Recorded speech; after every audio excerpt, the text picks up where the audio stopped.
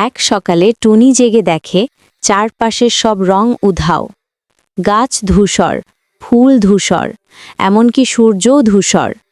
টুনি অবাক হয়ে বলে, আরে, আমার পৃথিবীটা এত ফ্যাকাশে কেন? ঠিক তখনই আকাশে চকচকে আলো, একটা রঙিন ছাতা নেমে এলো নিচে, আর সেখান থেকে বের হলো হাসি খুশি রঙু রঙের জাদুকর। রঙু হাসতে হাসতে বলে, চলো টুনি, আমি তোমার পৃথিবী রাঙিয়ে দিই। সে তার জাদুর তুলি ঘুরিয়ে বলল, লাল, নীল, সবুজ, হলুদ, ফিরে এসো, আর সঙ্গে সঙ্গে চারদিক রঙে ভরে গেল। টুনি খুশিতে লাফিয়ে বলে, লাল মানে ভালোবাসা, নীল মানে শান্তি, সবুজ মানে জীবন, হলুদ মানে হাসি। সব রং মিলে নাচতে লাগলো চারদিকে। রঙু বলে, সবসময় হাসো, রঙে ভরো জীবন।